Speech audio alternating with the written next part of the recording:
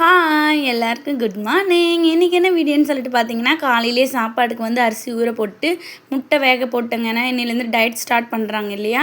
சாதம் ஒரு பக்கம் வச்சுட்டு நேற்று டயட்டுக்கானுக்கு வந்து கோவக்காய் பொரியல் பண்ணலான்னு சொல்லிட்டு கோவக்காய் வாங்கிட்டு வந்தாங்க. அப்புறம் கேரட்டும் குக்கும்பரும், ஏன்னா டயட் முக்கியமாக எடுக்கிறவங்க வந்து குக்கும்பர் எடுத்துப்பாங்க இல்லையா. அப்புறம் கோவக்காய் பொரியல் பண்ணிடலான்னு சொல்லிட்டு நீட்டாக கட் பண்ணியிருந்தேன். பழுத்ததெல்லாம் வந்து எடுத்து தனியாக வச்சுட்டேன், அதெல்லாம் தூக்கி போட்டுடலான்னு. அப்புறம் அதை அரிஞ்சு வச்சுட்டு ஷாம் வந்து குளிக்கிறதுக்காக எழுப்பி விட்டுட்டேன்.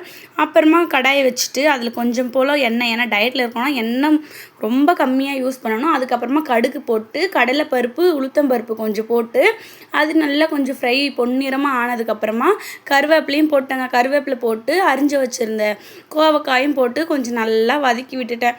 நான் வந்து ஆனியன் டொமேட்டோ எதுவுமே போட போகிறதில்ல, இது பொரியல். அவர் வந்து இது அப்படியே தனியாக சாப்பிட போகிறதுனால.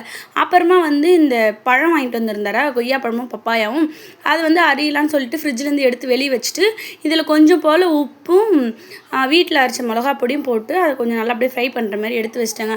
அதுக்கப்புறம் பப்பாளிக்கு வந்து தோல்லாம் சீவிட்டு வாஷ் பண்ணிவிட்டு அதை வந்து நல்லா கொஞ்சம் பொடிசாக கட் பண்ணலான்னு சொல்லிட்டு ஃபஸ்ட்டு 2ஆக கட் பண்ணேன். அது வந்து நாட்டு பப்பாயா போல் உள்ளே நிறைய விதை இருந்தது. அது ஃபுல்லாக ரிமூவ் பண்ணிவிட்டு பாதி வந்து ஃப்ரிட்ஜில் எடுத்து வச்சுட்டு நாளைக்கு யூஸ் பண்ணிக்கலான்னு சொல்லிட்டு மீதி பாதியை வந்து கொஞ்சம் சின்னதாக கட் பண்ணி, இனிமேல் டயட் ஸ்டார்ட் பண்ணால் ஃப்ரூட்ஸு வெஜிடபிள்ஸ் தான் இருக்கும் நிறைய.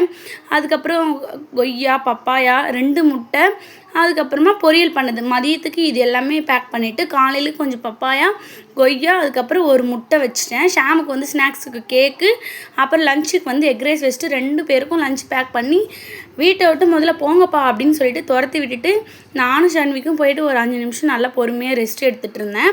அதுக்கப்புறமா எந்திரிச்சு குளிச்சுட்டு ஈவினிங் போல் நம்ம கட்டி வச்சுருந்தோம் இல்லையா கனகாமரம், அதை வந்து வச்சுக்கிட்டு கடைக்கு போகலான்னு சொல்லிட்டு பிளான் பண்ணியிருந்தேன். ஷன்விக்கும் குளிக்க வச்சுட்டு அவருக்கும் நல்லா ரெட்டை ஜடை போட்டுட்டு 2 பேரும் ஒரே ஜாலியாக 3 பேருமே. ஷாமும் கிளம்பிட்டாரு.